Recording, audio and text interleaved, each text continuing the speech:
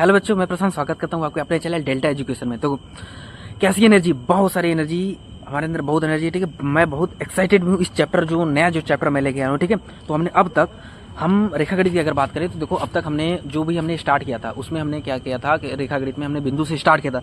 बिंदु से हम रेखा पहुंचे थे, रेखा के बाद हम कोण पहुंचे थे, कोण के बाद फिर हम त्रिभुज पहुंचे थे, फिर त्रिभुजों के सर्वांग समता के सारे नियम बताए थे कि कैसे त्रिभुज को सर्वांग सम सिद्ध करें। फिर उसके बाद कोई त्रिभुज सर्वांगसम है तो उसको कौन सा भाग किसके बराबर होगा, बाकी सारी भी जितनी चीजें हैं ना, सब कुछ हम बता रहे हैं। ठीक है, जो अगर आपको ये सब देखना है, सबसे पहले एक वीडियो देखो। चूंकि देखो, एक कहते जो रेखागणित क्या होता है, एक क्रम में होता है। ठीक है, तो अगर आप एक क्रम से देखोगे ना, तब आपको पढ़ने में मजा आएगा। ठीक है, अच्छा मानता हूँ थोड़ा सा वीडियो लंबा है, लेकिन क्या है कि देखना एक ही बार है, उसमें सारा डिटेल कैसे पढ़ना है, कैसे याद करना है, क्या याद करना है, सब कुछ बताया जा चुका है। ठीक है, ठीक है सर। अच्छा, तो आप इसमें मतलब आप ये बताओ ना कि आप इसमें करने क्या वाले, मतलब इस चैप्टर में हम क्या करने वाले हैं। ठीक है, तो वही बता रहा हूँ, तो मैं करने वाला हूँ। तो इसमें हम करने वाले हैं ना कि सबसे पहले हम क्या करेंगे कि देखो, अब तक हमने चतुर्भुज तक पढ़ लिया था, चतुर्भुज वाला चैप्टर 8 तक, मतलब चतुर्भुज वाला हम बिंदु से लेके रेखा, कोण, त्रिभुज, उसके बाद फिर आया चतुर्भुज। हम चतुर्भुज तक पहुंच चुके हैं। ठीक है, फिर किसी भी, अब देखो चतुर्भुज में हमने क्या पढ़ा था, सब कुछ पढ़ लिया था कि किसी भी चतुर्भुज का समांतर चतुर्भुज कैसे सिद्ध करें, या समलंब कैसे सिद्ध करें, आयत कैसे सिद्ध करें, वर्ग कैसे सिद्ध करें, बाकी जितने भी चाहे जितने भी ट्रिक वगैरह, मतलब जितने भी ट्रिक कुछ नहीं होता है, जितने भी प्रोसेस होते हैं वो हम आपको बता चुके हैं। अच्छा, मतलब अगर आपको अभी ये सब नहीं आता है तो सबसे पहले आप जाके पीछे की वीडियो देखो, तब आप यहाँ पे रहो तो समझ में देखो आएगा, सब कुछ आ जाएगा। उस लेवल से मैंने बनाया है, मतलब बढ़ाने का मेरा ये मोटो होता है कि मतलब जिसे कुछ नहीं आता ना, उसके अनुसार बनाओ, बाकी धीरे धीरे सब आते रहे। ठीक है सर। अच्छा, आने ना आने वाली बात कुछ नहीं। अगर मैं अपनी कहानी बताऊँ तो मुझे भी शुरू में कुछ नहीं आता था, लेकिन क्या है, करते जाओ करते जाओ करते जाओ करते जाओ करते जाओ। Practice makes man perfect. जितनी बार कर लो, मतलब आप इतनी बार कर लो ना, आप इतनी बार किसी चीज को कर लो जितना अगला वाला बंदा सोच भी नहीं सकता। इस लेवल का आप मतलब अपना माइंडसेट बना लो अभी से। ठीक है, क्योंकि अब आ गए हो आप क्लास 9th में। ठीक है ना, आपके ऊपर बहुत सारी जिम्मेदारियां आ चुकी हैं पहले से ही, वो अलग बात है, वो आपको एहसास है नहीं है वो अलग बात है। ठीक है, लेकिन आपको महसूस करना है कि आपसे किसी ने उम्मीद लगा कर रखा है। ठीक है ना, किसी ने आपको कम से कम मान लो 15, 16, 17, 18, 20 साल तक मान लो आपको किसी ने पाला है, किसी ने अपनी खुशी आपके ऊपर न्यौछावर किया है। ठीक है, आपको बचपन क्यों अच्छा लगता है, आपको बचपन इसलिए अच्छा लगता है कि वो उसमें मेहनत नहीं करना पड़ता है, उसमें कोई और अपना मेहनत आपको दे रहा है। ठीक है ना, अब जो 9 से लेकर जो 12, मतलब अब जो ये जो एज है ना, वो अब आपका एरा स्टार्ट होता है, यह आपका समय स्टार्ट होता है। तो इसमें अब धीरे धीरे आपका जो बचपन के ना, अब आपको लगेगा कि यार बचपन ही बहुत अच्छा था। अब इसमें थोड़ा सा दिक्कत हो रहा है, दिक्कत इसलिए हो रहा है कि इसमें आप खुद को परिश्रम पड़ना पड़ा। जो पहले की जो लाइफ थी, वो हमारे माता पिता ने, हमारे पेरेंट्स ने हमें हमारे लिए बनाया था, उसे अच्छे से सजाया था। लेकिन अब जो लाइफ है इसके बाद, वो हमें खुद सजानी पड़ेगी, अपने लिए और अपने पेरेंट्स दोनों के लिए। ठीक है ना, तो किसी के ने मतलब देखो, कुछ भी करो, ठीक है ना, किसी भी प्रकार की कोई भी मोटिवेशन की जरूरत नहीं है, ये कोई भी मोटिवेशन कुछ नहीं है, बस एक समझदारी है जिसको आपको फॉलो करना है। ठीक है, कि जो कुछ भी हो जाए, मैं कुछ भी करूं वो अलग बात है, लेकिन मैं जो 2 लोग हैं ना, मैं उन 2 लोगों को निराश नहीं करूंगा। बस मेरा एक ही मोटो जीवन का ये होना चाहिए कि मैं उन 2 लोगों को नहीं निराश करूंगा, बाकी दुनिया क्या करे उससे, क्या करे हमसे, उससे मतलब है। ठीक है, बस इसी बात को दिमाग में रखकर ना आप पढ़ाई करना स्टार्ट कर दो। ठीक है, क्योंकि पढ़ने का उद्देश्य ही देखा हुई है। ठीक है, क्योंकि बताओ ना, जब आप पहली सैलरी और जब माँ बाप के हाथ में दोगे ना, तो आपको चेहरे पे जो खुशी होगी ना, वो मतलब वो अलग बात है। ठीक है ना, अच्छा फिर देखो, अब हम इसमें, तो सर आप यहाँ कहाँ पे चले गए, थोड़ा सा मतलब देखो, थोड़ा बहुत बातें हैं जो एक दूसरे से शेयर करना थोड़ा सा जरूरी है, इसलिए मैंने थोड़ा सा ले लिया। ठीक है, देखो ज्ञान तो सभी जगह बढ़ रहा है, लेकिन थोड़ा सा समझदारी भी मैं देना चाह रहा हूँ। मैं हालांकि मैं उतना काबिल नहीं हूँ कि मैं आपको समझा सकूँ, आप स्वयं समझदार हो, लेकिन एक थोड़ा बहुत जो मैं कर सकता था वो मैंने बता दिया। ठीक है, जो मैंने अपने लाइफ में अनुभव किया है। अच्छा ठीक है, लेकिन सर अब आप बता क्या रहे थे, देखो मैं बता ये रहा था कि मैं प्रश्नावली 9 है, चैप्टर 9 जो है समांतर रेखाओं और त्रिभुजों के बीच घिरा क्षेत्रफल, कक्षा 9 का, वो हम पढ़ रहे थे। ठीक है, तो इसके लिए सबसे पहले हमने क्या किया था, त्रिभुज सब कुछ पढ़ लिया था, समांतर चतुर्भुज, मतलब आपका अब तक का जितना भी पीछे कहानी था वो हमारा अब तक कवर हो चुका है। अच्छा, अब क्या है, अच्छा अब देखो आगे यह है कि अब हम इसको आगे पढ़ेंगे। ठीक है, अच्छा तो सर इसके लिए करना पड़ेगा, क्या पड़ेगा, इसके लिए देखो करना कुछ नहीं पड़ेगा, ये ऑटोमेटिक समझ में आएगा जब आप इसके पहले का वीडियो सारा सब कुछ देख लियो तो। ठीक है सर, हमने पूरा देख लिया। ठीक है, अब पूरा पिछले का समझ में आया भी। ठीक है, तो अब यहाँ पर आओ, ये आपको समझ में आ जाएगा। ठीक है, तो देखो इसमें हम क्या करेंगे, देखो केवल एक प्रमेय है कि एक ही रेखाओं तथा समांतर, एक ही आधार व समांतर रेखाओं के बीच घिरे 2 समांतर चतुर्भुजों का क्षेत्रफल क्या होता है, बराबर होता है। बस एक छोटा सा प्रमेय। लेकिन सर अभी एक बात बताओ, ये आपको याद कैसे है। अच्छा देखो, मुझसे अगर कोई भी प्रमेय पूछोगे ना, ये मैं 9th में पढ़ा था, ठीक है, ये मुझे 9th में पढ़ा था मैंने, और मैंने केवल एक बार रिवाइज कर लिया और मुझे सब कुछ याद है। और ये चीज़ मुझे उस समय भी याद था। तो याद होने का मतलब ये था ना कि मैंने इसको इतनी बार प्रैक्टिस कर लिया था, इतनी बार इसको समझ में तो आता है, प्लस उतनी बार इसको प्रैक्टिस कर लिया था, ठीक है, कि ये मुझे याद हो गया था। तो सेम वही चीज़ आपको भी करना है, ठीक है ना, खेलते रहो, कूदते रहो, सब कुछ करते रहो, लेकिन इसको इतनी बार प्रैक्टिस भी करते जाओ, ठीक है, ठीक है। अच्छा, फिर इसके बाद क्या था, देखो इसमें इसको मतलब एक छोटा सा प्रमेय है, इसी पे आधारित पूरा प्रश्नावली है, ठीक है, इसी पे आधारित पूरा प्रश्नावली है। एक उदाहरण जो दिया है वो भी थोड़ा जरूरी है, उसको हम एज ए प्रमेय यूज करेंगे क्वेश्चन में। मतलब एक उदाहरण और एक प्रमेय, इसी पर आधारित आपको पूरा जो चैप्टर है इसी पर आधारित है, ठीक है। तो इसी पर हम पढ़ेंगे, ठीक है ना। तो बस वही छोटा सा है कि एक ही आधार हो तथा समान समांतर रेखाओं के बीच बने दो, अगर दो समांतर चतुर्भुज है जो एक ही आधार और एक ही समांतर रेखाओं के बीच स्थित है तो उनका क्षेत्रफल बराबर होगा। ये पहला प्रमेय है। प्लस दूसरा उदाहरण एक दिया जो कि जरूरी है, उदाहरण नंबर 2 कि एक ही आधार तथा समान समांतर रेखाओं के बीच बने समांतर चतुर्भुज का क्षेत्रफल त्रिभुज के क्षेत्रफल के आधा होता है। मतलब ये हुआ कि अगर एक ही रेखा व समान समांतर रेखाओं के बीच एक समांतर चतुर्भुज बना है और एक त्रिभुज बना है तो जो त्रिभुज का क्षेत्रफल होगा समांतर चतुर्भुज के क्षेत्रफल का आधा होगा, ठीक है। मतलब यही दो प्रमेय है, इसी पर आधारित। अगर यही है हमने आपको सबसे पहले शुरू में बताया, और इसके बाद इसी पर आधारित जितने भी क्वेश्चन है सब एकदम आसानी से लगेंगे, ठीक है। सबको समझ में आएगा अच्छे से, बस मजे से पढ़ते रहो। तो चलो स्टार्ट। तो जैसे कि हमने वीडियो के स्टार्टिंग में बता दिया कि आज हम समांतर चतुर्भुज जो चैप्टर 9 है, ठीक है, समांतर चतुर्भुज और त्रिभुज के क्षेत्रफल, ये जो चैप्टर हम इसको स्टार्ट करने वाले हैं, ठीक है। तो देखिए हमारा स्टाइल जो है ना एकदम बहुत अलग रहने वाला है, ठीक है। हम दिखावा पर नहीं जाएंगे, हमारा उद्देश्य ये रहेगा कि हम सीखें, ठीक है। तो चलो सीखने पे आते हैं। तो इसके लिए देखो पहले हमने बता दिया कि क्या क्या चाहिए, क्या क्या नहीं चाहिए, आपको क्या क्या आना चाहिए, क्या क्या नहीं आना चाहिए, ठीक है। तो उस पर समय जाहिर ना करते हुए तो चलो अब हम आते हैं डायरेक्ट मुद्दे पे। मुद्दा यह है ना कि जैसे प्रश्नावली 9.1, जैसे हम प्रश्नावली अगर हम अब देखो 9.1 में क्या है कि वो केवल पहचान करने के लिए था, ठीक है। तो हमने उसको छोड़ दिया, ठीक है। अब उसको देख लेना, वो अपने से भी आप कर सकते हो, ठीक। अब हम डायरेक्ट प्रश्नावली 9.2 पर आएंगे, ठीक है। अब प्रश्नावली 9.2 के लिए सबसे पहले हम क्या करेंगे कि उससे पहले जो प्रमेय है, ठीक है ना, 2 प्रमेय है। प्रमेय तो एक का है, लेकिन एक जो सबसे इम्पोर्टेंट उदाहरण जो है ना, एग्जाम्पल, हम वो करने का प्रयास करेंगे। मतलब चलो बस आप हमारे पर भरोसा रखो, मैं जो भी बताऊंगा एकदम जेन्युइन बताऊंगा, वो जरूरी होगा इसलिए बता रहा हूँ, ठीक है। तो हम प्रमेय 9.1 सबसे पहले देखते हैं, ठीक है। तो प्रमेय 9.1 क्या कह रहा है, देखो। तो प्रमेय 9.1 कह रहा है कि तो इससे डरना नहीं है, किसी भी चीज़ से डरना नहीं, सब एकदम आराम से आएगा, ठीक है। किसी भी चीज़ से डरना नहीं हमें। प्रमेय 9.1 कह रहा है कि एक ही आधार तथा एक ही समांतर रेखाओं। अच्छा, मतलब ये हुआ कि सर आधार का क्या मतलब हुआ, आधार का मतलब ये हुआ कि जो जिस भुजा पर वह खड़ा है, ठीक है। मतलब ये हुआ कि देखो ये जो अगर त्रिभुज है तो इस त्रिभुज का आधार कौन सा है, ये है। अगर हम इसको आधार माने, अगर यह आधार है तो ऐसे खड़ा है, तो मतलब अगर ऐसे खड़ा है तो यह क्या है, एक आधार होगा, मतलब जिस पर खड़ा है वो आधार है, ठीक है। अच्छा, इस चतुर्भुज में अगर हम लाल वाले चतुर्भुज को लें तो इसमें आधार कौन सा हुआ, BC हुआ, ठीक है। अच्छा सर, अगर नीले वाले चतुर्भुज के लिए तो तब इसके लिए कौन सा आधार हुआ, तो भी DC हुआ, ठीक है सर। मतलब जो जिस पे खड़ा होगा उसे हम DC मानेंगे, ठीक है, ठीक। अच्छा, तो आप अब देखो प्रमेय क्या कहना चाह रहा है कि इसको रटाना नहीं, समझना है, डरना नहीं है, ठीक है। देखो क्या, एक ही आधार तथा समान समांतर रेखाओं, ठीक है।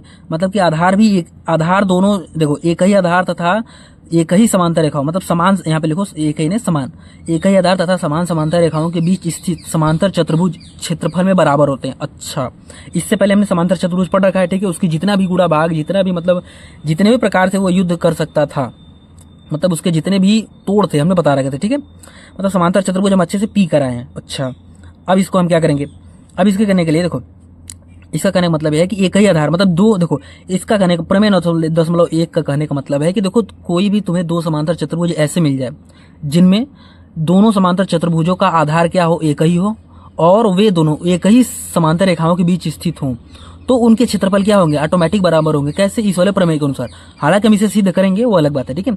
अब जैसे अब इसका सवाल में हम कैसे यूज करेंगे, अगर हमें कहीं भी ऐसा समांतर चतुर्भुज मिल गया जिसमें एक ही आधार हो तथा वे समान समांतर रेखाओं के बीच स्थित हैं, तो उनके क्षेत्रफल क्या होंगे, बराबर होंगे, ठीक है सर। अब आपने यह बता दिया, ठीक है सर, यह तो समझ में आ गया। और अब इस सवाल में आएगा तो भी हम इसको पकड़ लेंगे कि हम कहाँ इसको लगा सकते हैं, ठीक है। अब इसका सोल्यूशन बता दो, ठीक है। तो देखो इसको हम थोड़ा सा ट्रिक समझते हैं, उसको बात पे चलते हैं, ठीक है सर। अच्छा, अब देखो इसमें समझो थोड़ा, देखो ये लाल वाला एक समांतर चतुर्भुज है और एक नीला वाला एक समांतर चतुर्भुज है, ठीक है सर। अच्छा, अब हम क्या करें ना, देखो हम क्या करें, अब हमें सिद्ध क्या है, हमको सिद्ध करना है कि लाल वाले का क्षेत्रफल और नीले वाले का क्षेत्रफल क्या है, बराबर होता है। ठीक है, हमको ये सिद्ध करना है ना। ठीक, अच्छा ये सुन देखो, इन दोनों चतुर्भुज में कॉमन भाग कौन सा, मतलब वह कौन सा चीज है, जो वह कौन सा भाग है जो दोनों वाले चतुर्भुजों में आ रहा है। अच्छा देखो, इस वाले में देखो, ये वाला जो EDCB जो भाग है, इतना बीच वाला, यह इस वाले लाल वाले में भी आ रहा है और नीला वाले में भी आ रहा है। ठीक है सर, पहला पॉइंट हमने पकड़ लिया। ठीक, अब दूसरा चीज ये देखो, अच्छा सर्वांगसम त्रिभुजों के संगत भाग बराबर होते हैं। इसका मतलब ये होता है कि उसका हर एक चीज बराबर है, या वो दोनों त्रिभुज एक ही है। सर्वांगसम का मतलब सभी अंग समान, इस हिसाब से उन दोनों का क्षेत्रफल भी क्या होगा, बराबर होगा। इस बात का ध्यान रखना। ठीक है, मतलब सर्वांगसम त्रिभुजों के क्षेत्रफल क्या होते हैं, बराबर होते हैं। ठीक है सर, ये भी समझ में आएगा। ठीक, अच्छा अगर हमने किसी तरीके से इस वाले त्रिभुज की क्या किया, सर्वांगसम सिद्ध कर दिया, तो क्या मिल जाएगा, तो हमें ये मिल जाएगा कि देखो इसका क्षेत्रफल इसके बराबर हो जाएगा। ठीक है, तो हम बीच वाले क्षेत्रफल में देखो इसका क्षेत्रफल इसके बराबर हो जाएगा। ठीक है, अब जो दो बराबर चीजों में अगर हम ये भी जोड़ दें, मतलब ई वाला भाग हम दोनों तरफ जोड़ दें, तो ये वाला चतुर्भुज बन जाएगा। ये वाला चतुर्भुज में दोनों भाग बराबर हो जाएंगे। ठीक है सर, लेकिन समझ में ही नहीं आप क्या बताए। ठीक है, समझ में आ जाएगा, ये मैं आपको भूमिका बता रहा था। ठीक है, तो सबसे पहले देखो हम क्या करेंगे, वो हमने आपको बता दिया जो बताना था। ठीक है, आपको आगे भी आ भी गया, बस आपको विश्वास नहीं हो रहा कि मुझे आ गया। ठीक, जैसे दिया है कि समांतर चतुर्भुज ABCD व EFCD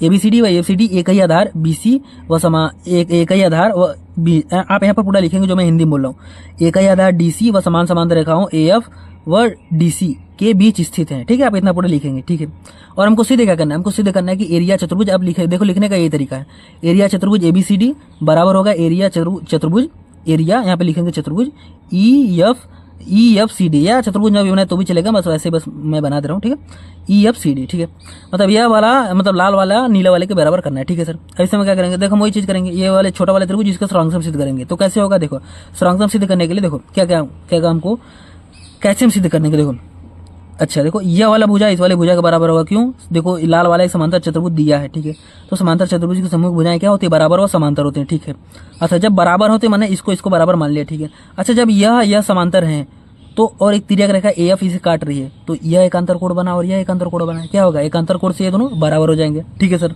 अच्छा जब यह नीला वाला भी जब एक समांतर चतुर्भुज है तो इसकी भी समूह भुजाएं समांतर होंगी। इस हिसाब से यह वाला देखो ये वाला समांतर रेखा है, नीला वाला समांतर रेखा है और एक तिर्यक रेखा AF इसे काट रही है, तो ये जो एक अंतर कोण बन रहा है ये क्या होगा, बराबर होगा। अरे संगत कोण जो बन रहा है वो क्या होगा, बराबर होगा। ये भी देखो संगत कोण था, ये भी संगत कोण है। ठीक है, अब संगत कोण की पहचान नहीं है तो आप डायरेक्ट इस पर मत आओ, सबसे पहले आप कहाँ पर भागो, तुरंत भागो आप प्रश्नावली 6 पे। ठीक, अच्छा अब देखो, अब यह कोण इसके बराबर, कैसे संगत कोण से, यह कोण इसके बराबर और यह वाला भुजा इसके बराबर, मतलब एंगल साइड हमको मिल गया, यानी यह वाला त्रिभुज हमने इसके सर्वांगसम सिद्ध कर दिया। तो सेम वही चीज लिखा, देखो हम वही किए हैं, क्या किए हैं, देखो त्रिभुज AED व BFC में क्या है, AD बराबर BC दिया है, कोण DAE बराबर CBE संगत कोण से, यह बराबर है संगत कोण से, इसलिए त्रिभुज AED सर्वांगसम BFC कैसे, साइड एंगल से। ठीक है, साइड एंगल से हमने या एंगल साइड से हमने क्या सर्वांगसम सिद्ध कर दिया। जब यह सर्वांगसम सिद्ध हो गए तो इनका क्षेत्रफल क्या होगा, बराबर होगा, इसलिए हमने लिख दिया एरिया त्रिभुज AED बराबर एरिया त्रिभुज BFC।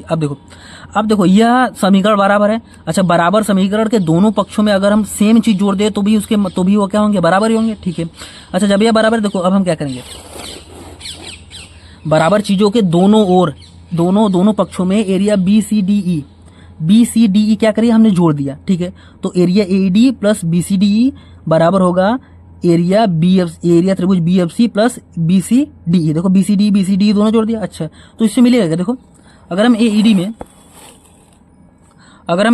में BCED जोड़ दें तो हमको क्या मिल जाएगा, हमको ये तो समांतर चतुर्भुज ABCD का क्षेत्रफल मिल गया। अच्छा ये किसके बराबर होगा, एरिया, इसमें अगर हम ये जोड़ दें तो हमें त्रिभुज ये वाला मिल जाएगा, इसीलिए हमने लिखा है। ओहो, तो इस हिसाब से क्या हो जाएगा, देखो यह वाला चतुर्भुज इसके देखो दोनों समांतर चतुर्भुज का क्षेत्रफल क्या हो जाएगा, बराबर हो जाएगा, और इस विधि से प्रूव होगा। ठीक है, होप करता हूँ बहुत ईजी था, समझ में आया होगा, ना समझ में आया तो फिर से एक बार देख लो। ठीक है, अब देखो अब नेक्स्ट सवाल तो नहीं है लेकिन एक उदाहरण है, आपके प्रश्नावली में उदाहरण में दिया था इसलिए मैंने उसको ले लिया, जैसे उदाहरण 2 में आपको दिया था। ठीक है, मैंने इसलिए ले लिया कि चूंकि देखो इसे ना प्रमेय में देना चाहिए था, लेकिन इसने प्रमेय में दिया नहीं है। इसका यूज डायरेक्टली बहुत से सवालों में सीधे तौर पे होगा, ठीक है ना, सीधे तौर पे होगा।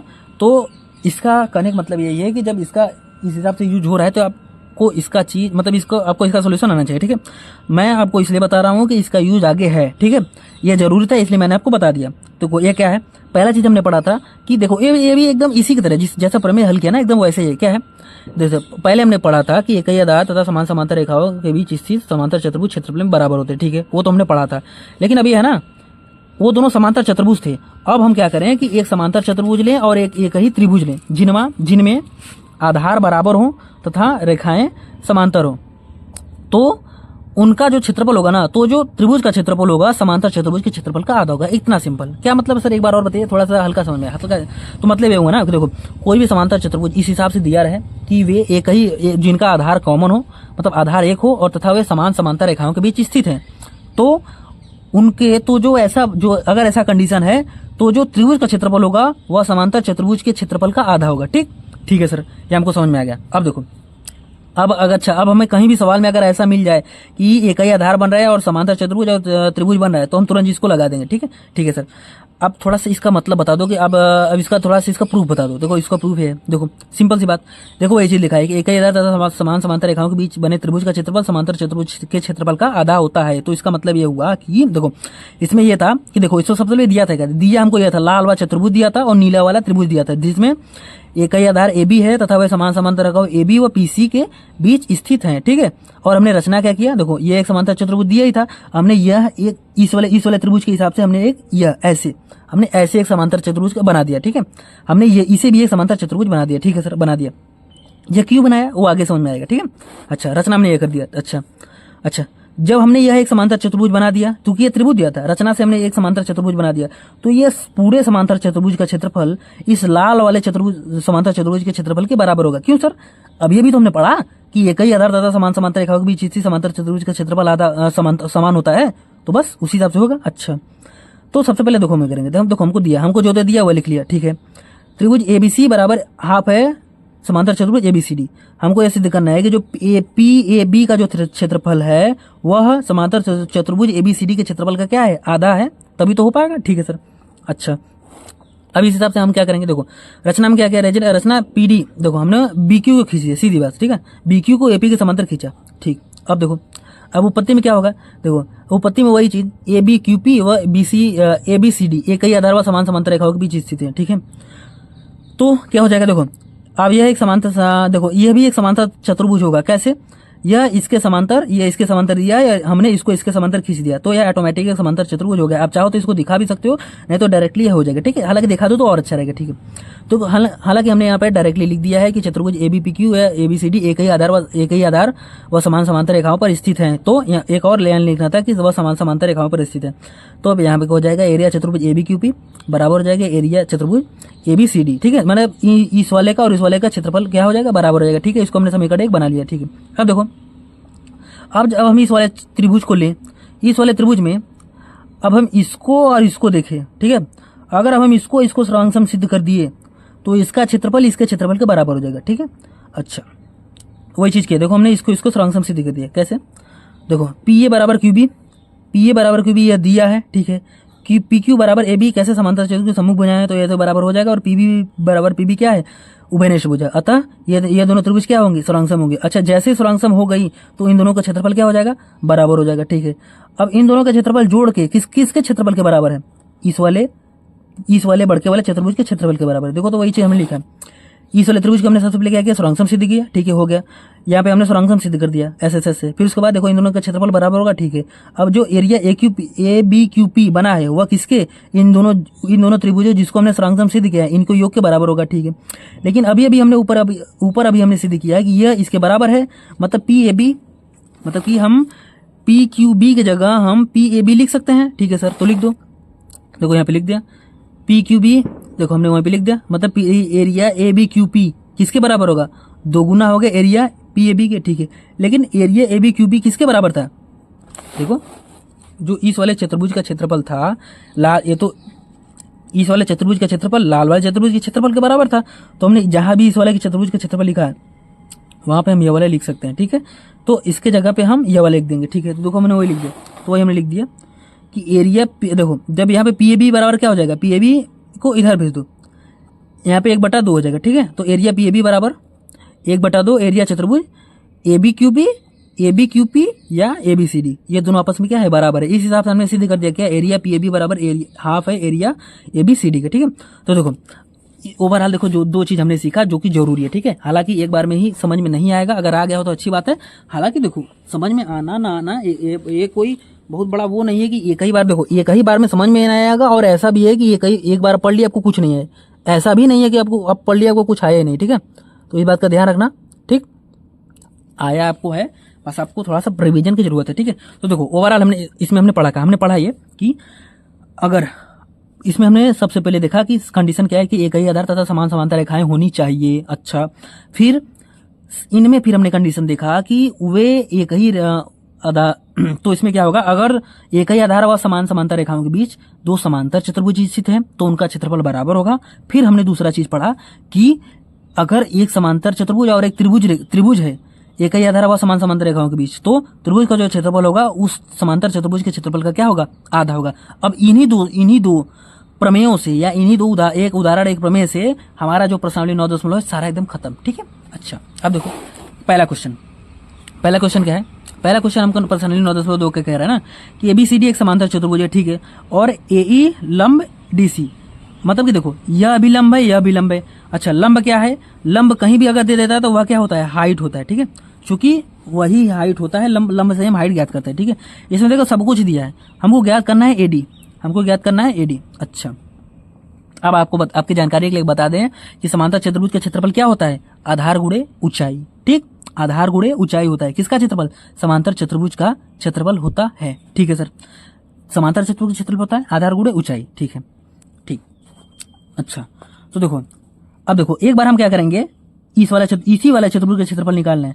एक बार हम इसको आधार इसको ऊंचाई मान के क्षेत्रफल निकालेंगे, एक बार हम इसको आधार और इसको ऊंचाई मान के क्षेत्रफल निकालेंगे, और उन दोनों वे दोनों क्षेत्रफल क्या होगा, बराबर होगा। क्यों, क्योंकि हम एक ही चतुर्भुज का क्षेत्रफल निकाल रहे हैं। सेम वही चीज देखो हम की है, एरिया चतुर्भुज एबीसीडी बराबर एरिया चतुर्भुज एबीसीडी, फिर डीसी गुणे एई, मतलब कि डीसी गुणे एई, एक बार हम इसको ले लिए, एक बार फिर हम इसको ले लिए, यह गुणे यह बराबर यह गुणे यह, इस हिसाब से यह गुणे यह बराबर एडी हमको पता नहीं है, यह हमको दिया है। यहाँ से एडी का मान क्या होगा, 12.8 सेंटीमीटर, ठीक है, कुछ कठिन नहीं, इजी है बिल्कुल। अब आगे देखो, अब दूसरा क्वेश्चन देखो, दूसरा क्वेश्चन क्या कर रहा है कि देखो, अब देखो दूसरा क्वेश्चन कर रहा है कि ई एफ जी एच मध्य बिंदु है व एबीसीडी समांतर चतुर्भुज है, एबीसीडी समांतर चतुर्भुज है व ई एफ जी एच मध्य बिंदु है।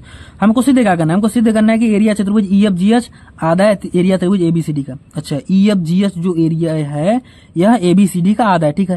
लेकिन सर यह हल कैसे होगा, बहुत सिंपल होगा, घबराओ नहीं, ठीक है, जो हमने प्रमेय पढ़ा उसी से होगा। अच्छा, अब हम क्या करेंगे, देखो हम रचना करेंगे एच एफ को मिला दिया, ठीक है। अगर हम रचना करके इसको मिला दिए तो देखो हमने मिला दिया, ठीक है। अब देखो, अब यह इसके समांतर है और यह मध्य बिंदु है। अच्छा, तो इनको मध्य बिंदुओं को मिलाने वाला भी रेखा भी इसके मतलब ये तीनों भी आपस में क्या होंगे, समांतर होंगे, ठीक है, ठीक है सर।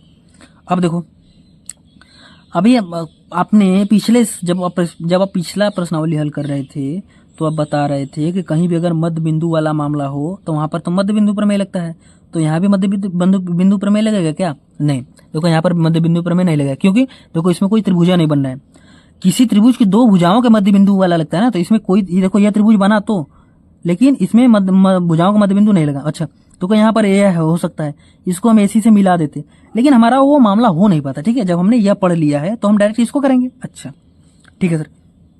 अब देखो क्या है, देखो इसमें हम क्या करेंगे, हमने इसको ऐसे मिला दिया, ठीक है। हमने इसको ऐसे क्यों मिलाया, हमने इसको ऐसे इसलिए मिलाया कि जब हमने इसको ऐसे मिला देंगे तो यह एक समांतर चतुर्भुज बन जाएगा।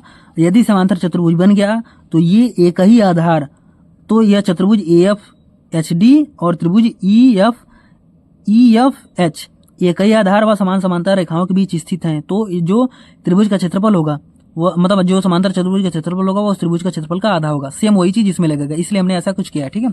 अच्छा, तो इससे हमारा क्या होगा, कहानी मिल जाएगा, ठीक है, इसलिए हमने ऐसा किया है। अच्छा, ठीक है, तो हमने देखो एच एफ को मिलाया, फिर उपपत्ति में क्या करेंगे, डीसी समांतर ए बी दिया है। अच्छा, देखो डीसी समांतर ए बी हमको दिया है, तो देखो क्या हो जाएगा, डी एच समांतर एफ, डी एच समांतर एफ। अच्छा, जब यह वाला पूरा इसके समांतर तो यह वाला इसके समांतर हो जाएगा और यह वाला इसको समांतर हो जाएगा, ठीक है ना।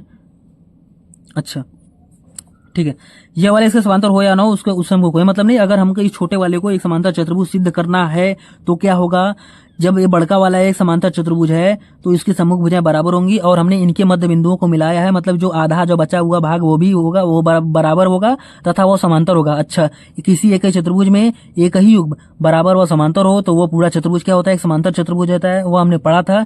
इसलिए छोटा वाला क्या है, एक समांतर चतुर्भुज है। इसलिए हमने लिखा है कि यह समांतर यह और यह बराबर यह, मतलब यह समांतर यह और यह बराबर यह, तो क्या है, यह एक समांतर चतुर्भुज है, हमने लिख दिया। ठीक है, अब इस वाले चतुर्भुज में चतुर्भुज यह बड़का वाला, देखो हिंदी बस वही लिखे, अब बस आप रिलेट करते जाओ, ठीक है ना। चतुर्भुज ये बड़ा वाला और यह त्रिभुज छोटा वाला एक ही आधार HF व समान समांतर रेखाओं AD व HF के बीच स्थित हैं, इसलिए एरिया त्रिभुज EF, देखो हमने अब लिख दिया, ठीक है, भाषा अपना है। इसलिए एरिया जो त्रिभुज का क्षेत्रफल होगा वह समांतर चतुर्भुज के क्षेत्रफल का आधा होगा। ठीक है, सेम वही कहानी इसमें लगेगा। तो जो इस वाले त्रिभुज का क्षेत्रफल होगा इस वाले समांतर चतुर्भुज के क्षेत्रफल का क्या होगा, दुगुना होगा, या इस वाले समांतर चतुर्भुज का क्षेत्रफल इस वाले त्रिभुज के क्षेत्रफल का आधा होगा। ठीक है, सेम वही चीज हमने लिखा। इसी प्रकार इस वाले त्रिभुज का क्षेत्रफल इस वाले चतुर्भुज के क्षेत्रफल का क्या है, आधा है। ठीक है, अब देखो, अब हमको सीधे क्या करना है, अब हमको क्या करना है कि इन दोनों का योग। अच्छा, अगर हमको यह पूरा कैसे मिलेगा, हमको यह पूरा कैसे मिलेगा, हमको यह पूरा ऐसे मिलेगा कि अगर हम इसको जोड़ दें। अच्छा, देखो इसको जोड़ दें। ठीक है, अब हमने इसको जोड़ दिया। ठीक है, तो क्या मिला, समीकरण 1 को समीकरण 2 से हमने क्या किया, जोड़ दिया। अच्छा, जोड़ने के बाद हमको क्या मिलेगा, देखो जोड़ने के बाद हमको ये मिला, यह प्लस यह बराबर 1/2। अब इधर भी तो जुड़ जाएगा, इधर भी जोड़ दो, तो 1/2 कॉमन ले लिया, यह प्लस यह। ठीक है, यह प्लस यह। अच्छा, अब देखो, अगर अब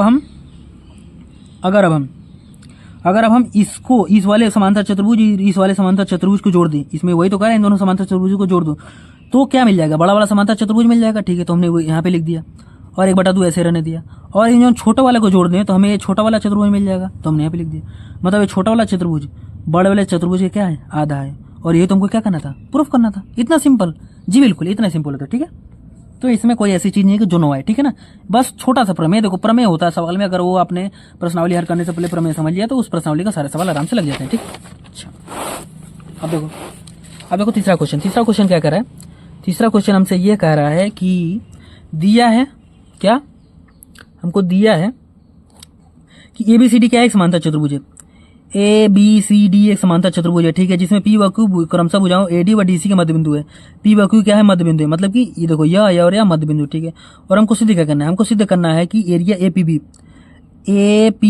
मतलब यह वाला त्रिभुज के क्षेत्रफल और यह वाला त्रिभुज के क्षेत्रफल क्या है, बराबर है। ठीक है जी, तो कैसे होगा, देखो सबसे पहले वो मत घबराओ, बस आप ये देखो कि हमारा प्रमेय कौन सा लग सकता है। अच्छा, ये बताओ कि देखो इसमें देखो, अगर अब देखो, अगर इस वाले बिंदु यह एक समांतर चतुर्भुज है जो एक ही आधार AB व समान समांतर रेखाओं, देखो ये एक समांतर चतुर्भुज और यह वाला त्रिभुज एक ही आधार AB व समान समांतर रेखाओं के बीच स्थित है। इस हिसाब से इस वाले समांतर चतुर्भुज का क्षेत्रफल इस वाले त्रिभुज के क्षेत्रफल का आधा होगा। ठीक है ना, तो देखो हम वही लिखे हैं, हम जानते हैं कि एक ही आधार व समान समांतर रेखाओं के बीच बने त्रिभुज के क्षेत्रफल समांतर चतुर्भुज के क्षेत्रफल का आधा होता है। अतः एरिया त्रिभुज BQC, देखो APB एरिया त्रिभुज APB जो होगा ABCD का आधा होगा। ठीक है, अब देखो उसी प्रकार अगर हम समांतर चतुर्भुज के इसको आधार माने, अगर यह आधार है तो यह वाला एक समांतर चतुर्भुज हुआ और यह एक त्रिभुज हुआ, और यह समांतर चतुर्भुज और यह त्रिभुज एक ही आधार BC व समान समांतर रेखाओं BC व AD के बीच स्थित है। इस हिसाब से इस समांतर चतुर्भुज का क्षेत्रफल इस वाले त्रिभुज के क्षेत्रफल का क्या हो जाएगा, आधा हो जाएगा। तो हमने वही चीज लिखा है, एरिया त्रिभुज BQC आधा है कैसा, ABCD का। ठीक है सर, अच्छा दो समीकरण बना, 1 2। अच्छा, ये देखो इससे हमको मिला क्या, अब देखो इन दोनों का राइट हैंड साइड बराबर है, जब राइट हैंड साइड बराबर है तो LHS भी क्या होगा, बराबर होगा। सिंपल सी बात है यार, ये भी पूरे चतुर्भुज के क्षेत्रफल का बराबर है, ये भी पूरे चतुर्भुज के क्षेत्रफल का आधा है, इस हिसाब से इन दोनों क्या है, बराबर होंगे। इस हिसाब से हम लिख दिया प्रूफ। ठीक है, सिंपल। ठीक है, अब देखो चौथा क्वेश्चन। अब चौथा क्वेश्चन हमसे कह रहा है कि देखो हमको दिया है, कुछ नहीं दिया है हमको, बस सिंपल से दिया है ABCD क्या है, समांतर चतुर्भुज जिसमें कोई भी बिंदु P है। ठीक है, हमने ले लिया ABCD एक समांतर चतुर्भुज है जिसमें कोई भी बिंदु एक P ले लिया। ठीक है जी, ले लिया जी हमने P।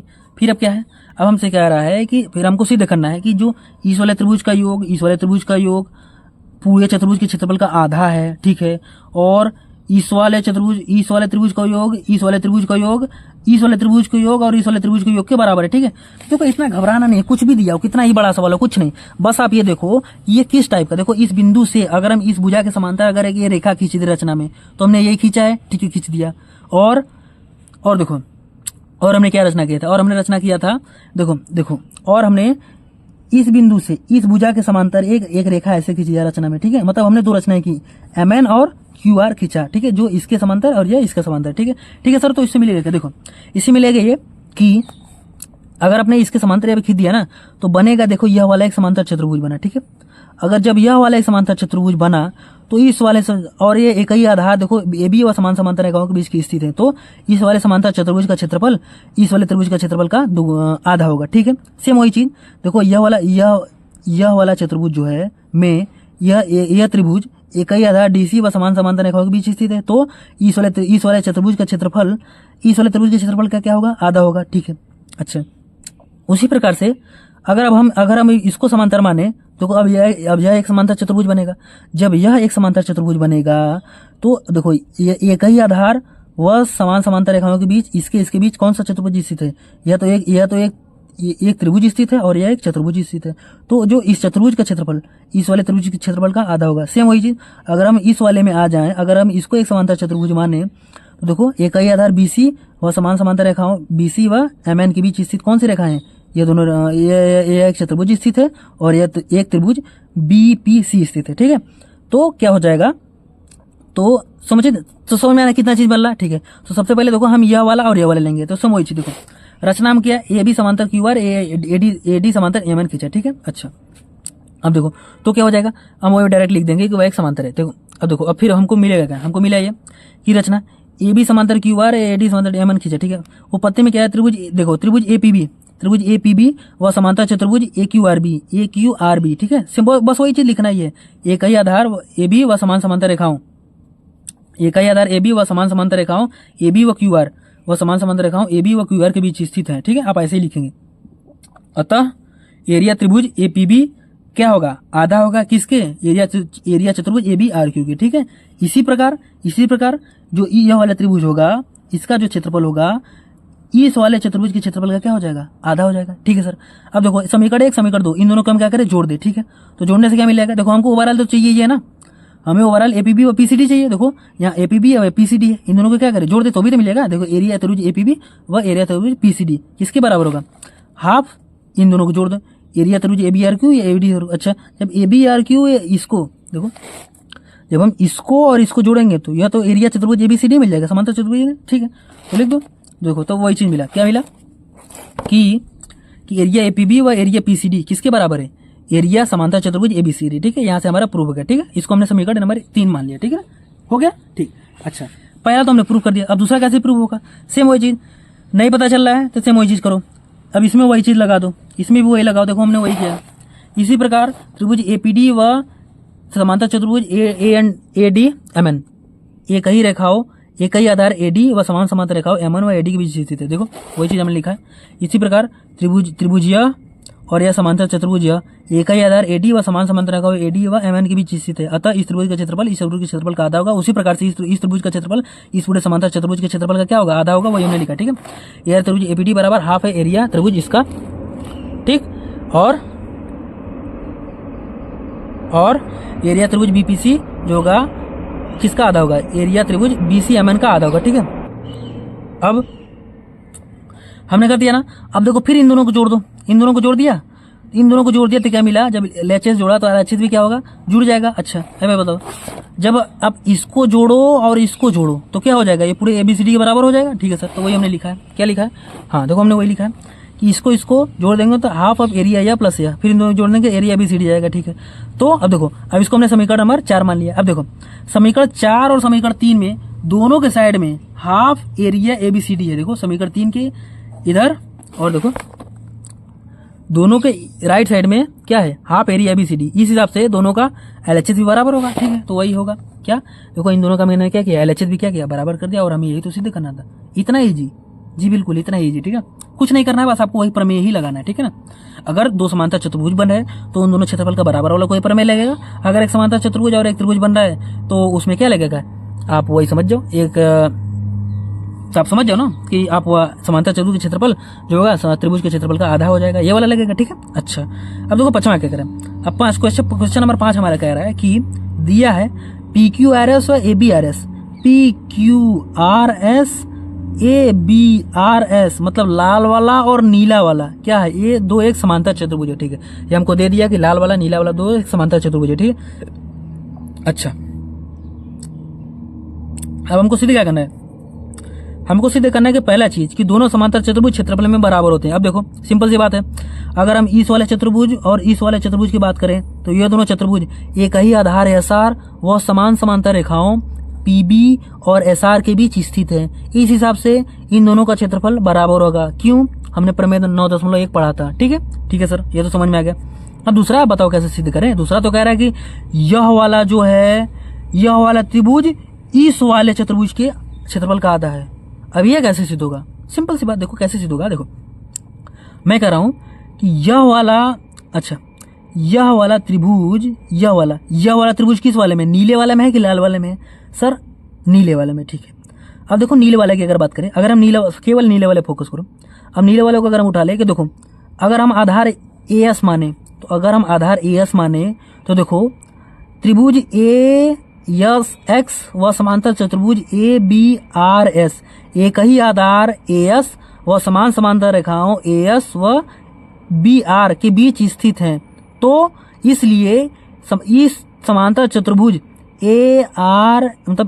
ASRB का क्षेत्रफल इस वाले त्रिभुज का क्षेत्रफल का आधा होगा। मतलब कि एरिया चतुर्भुज ASRB बराबर हाफ, देखो एरिया त्रिभुज ASX बराबर हाफ ऑफ एरिया चतुर्भुज ABSR, ठीक है। बस वही चीज लिखेंगे। अच्छा देखो वही चीज हमने कहा, सबसे पहले इसमें लगा ना, इसमें लगा तो देखो क्या है, उपपत्ति त्रिभुज PQRS ABRS एक ही आधार व समान समांतर रेखाओं के बीच स्थित है, अतः इन दोनों का क्षेत्रफल बराबर होगा, ठीक है। तो पहला चीज हमने किया उसको हमने प्रूव कर दिया, ठीक है। पहले क्षेत्रफल बराबर सिद्ध करके प्रूव कर दिया, ठीक है। अब दूसरा चीज पुनः हमने क्या किया, पुनः हमने यह किया कि त्रिभुज ASX व समांतर चतुर्भुज ABRS ASX व समांतर चतुर्भुज ABRS, ठीक है। वही चीज एक ही आधार व समान समांतर रेखाओं के बीच स्थित है, तो जो त्रिभुज ASX है वह समांतर चतुर्भुज कितना ABRS का क्या है, आधा है, ठीक है। अच्छा लेकिन देखो अभी ऊपर हमने सिद्ध किया कि ABRS किसके बराबर है, PQRS के, तो ABRS की जगह हम PQRS लिख सकते हैं, तो ABRS की जगह हम PQRS लिख दिए। सेम वही चीज ASX बराबर इतना हमारा प्रूव हो गया। ये तुमको प्रूव करना था, इसमें कुछ भी दिमाग नहीं लगाना पड़ा, हमारा अच्छे से प्रूव हो गया, ठीक है सर।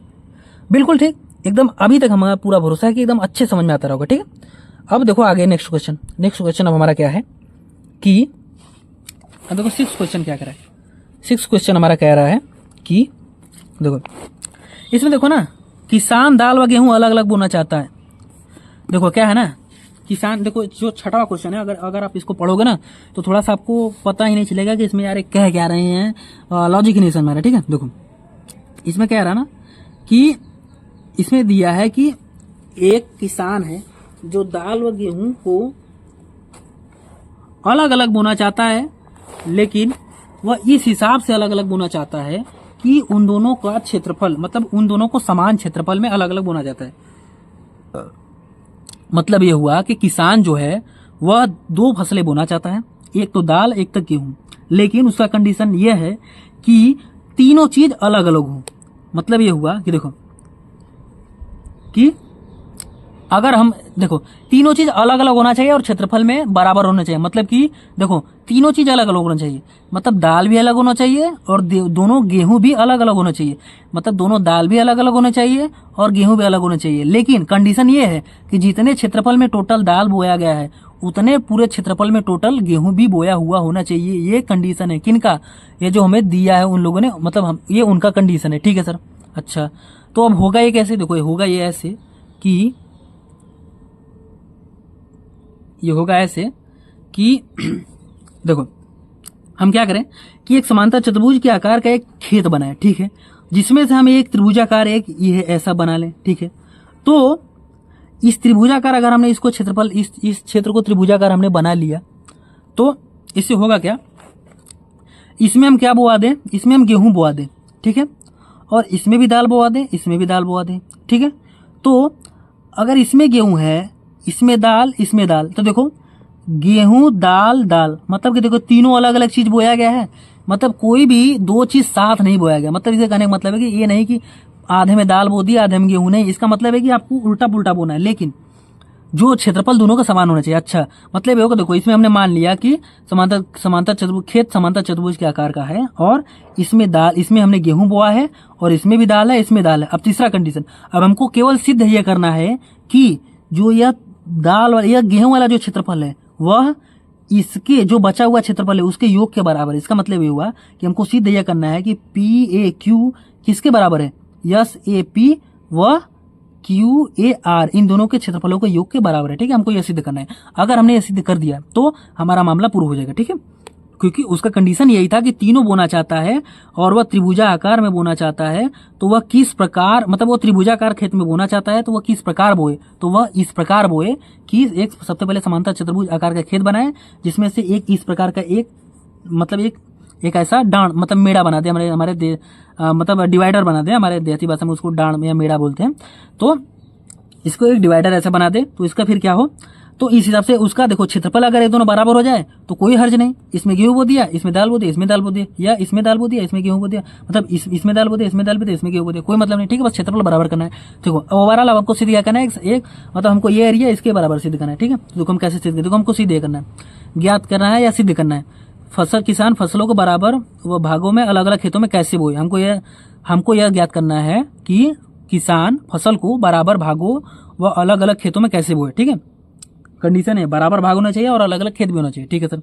अच्छा, अब क्या है, सेम वही चीज हमने लिख लिया। देखो इसमें और इसमें दाल बोएगा, इन दोनों का योग किसके बराबर होना चाहिए, कुल दाल का योग कुल गेहूं के योग के बराबर होना चाहिए, तो गेहूं इसमें बो दिया। ठीक है सर। अच्छा, अब इसको बताओ। अच्छा देखो अब हम क्या करें, देखो चूंकि एक समांतर चतुर्भुज था, तो अब देखो त्रिभुज पी ए क्यू व समांतर चतुर्भुज ए एस और पी एस आर क्यू, एक ही आधार पी क्यू व समान समांतर रेखाओं पी क्यू व आर एस के बीच स्थित हैं। तो जो त्रिभुज का क्षेत्रफल होगा इस वाले समांतर चतुर्भुज के क्षेत्रफल का क्या होगा, आधा होगा। ठीक है सर, तो हमने वही लिख लिया। देखो ये जो क्षेत्रफल होगा ना, वो सेम वही चीज, वही जो हमने किया है उतना हमने कहानी, वही जो कहानी हम वही लिख रहे हैं। ठीक है, ठीक है सर, समझ में आ गया। अच्छा, हमने यहाँ पे लिख दिया। ठीक है, मतलब पी एरिया त्रिभुज पी ए क्यू किसके बराबर होगा, half of area P Q R S. ठीक है, हमने लिख लिया। अच्छा, half of area P Q R S. ठीक है। अच्छा एक बात बताओ, जब आधा area P Q R S का हो गया समांतर चतुर्भुज के, ठीक है, ये अगर पी क्यू आर एस का एक समांतर चतुर्भुज है, एक समांतर चतुर्भुज का आधा एरिया, मतलब आधा एरिया, मतलब ये सिद्ध हो गया कि ये आधा एरिया है किसका, समांतर चतुर्भुज का। तो जब समांतर चतुर्भुज का आधा एरिया पी ए क्यू है, तो जो बचा वो भी आधा होगा। तो बचा कौन सा, बचा ये एक, तो यह बचा और यह एक बचा। ठीक है। अच्छा, समांतर चतुर्भुज का यह जो त्रिभुज है यह भी आधा एरिया के बराबर है, तो जो बचेगा वो भी तो आधा एरिया के बराबर होगा। सर नहीं समझ में, थोड़ा सा फिर से बताओ क्या कह रहे हो। मैं ये कह रहा हूँ कि अगर यह एक समांतर चतुर्भुज है जिसका आधा एरिया त्रिभुज पी ए क्यू के बराबर है, मतलब पी ए क्यू किसके बराबर है, समांतर चतुर्भुज के आधे एरिया के बराबर, तो जब इतना जो बच रहा है, जो यह वाला भाग है, यह समांतर चतुर्भुज का आधा क्षेत्रफल कवर कर ले रहा है, तो जो बचा क्षेत्र है वो भी तो समांतर चतुर्भुज का आधा क्षेत्रफल कवर करेगा, तभी तो मिलाकर दोनों को जोड़कर एक समांतर चतुर्भुज बनेगा। ठीक है, इस हिसाब से क्या हो जाएगा, इस हिसाब से इसका और इसका योग किसके बराबर होगा, समांतर चतुर्भुज के क्षेत्रफल के आधे का। देखो हमने वही लिखा है, क्या बचा आधा भाग किसके बराबर होगा, एरिया ए एस पी व ए आर क्यू के, मतलब कि आधा भाग half of area P Q R S किसके बराबर होगा, area A S P plus area A R Q. ठीक है, और समीकरण 1 समीकरण 2 से देखो दोनों इसके बराबर हैं, तो यह किसके बराबर हो जाएगा, इसके एरिया पी ए क्यू किसके बराबर हो जाएगा, ए एस पी और पी ए क्यू। ठीक है, इस प्रकार से देखो हमने सिद्ध कर दिया कि किसान इस हिसाब से बोएगा, कैसे बोएगा हमने सिद्ध कर दिया। ठीक है, तो एक बार कम समझ में आया तो इसे फिर से देख लो, ऐसा कोई चीज नहीं है कि जो नहीं समझ में आया। ठीक है, बहुत ईजी है। ठीक है, तो पढ़ते जाओ, इसी तरह से पढ़ते रहो। तो हमने प्रश्नावली 9.1 अच्छे से कवर कर दिया, जितना प्रमेय था वो भी हमने बता दिया, और एक उदाहरण था जो जरूरी था, जो आपके लिए आना जरूरी था, वो भी हमने कवर कर दिया। मतलब आपके सवाल आने के लिए जो जो भी चीज जरूरी है हम कवर करते जा रहे हैं, कोई चीज छोड़ नहीं रहे। ठीक है, तो अब हमने अपना काम कर दिया, अब आप भी अपना काम करना ना भूलो। ठीक है, ज्यादा से ज्यादा लोगों को शेयर करो, और चैनल को सब्सक्राइब कराओ। ठीक है, और बाकी यार देखो सबसे जरूरी चीज है पढ़ना, बाकी पढ़ते रहो। ठीक है, क्योंकि देखो किसी ने आपसे उम्मीद लगा कर रखा है, तो वो कौन है वो हम आपको पहले बता चुके हैं, तो आपको उनकी उम्मीदों पे आपको खरा उतरना है। ठीक है, तो आप इस बात का एकदम प्रॉपर ध्यान रखो, मेहनत करो, आगे बढ़ते रहो, ठीक है। और मजे में पढ़ो यार, कोई टेंशन लेकर लोड लेके नहीं पढ़ना है, ठीक है। मस्त रहो बस। चलो मिलते हैं, तब तक के लिए बाय बाय।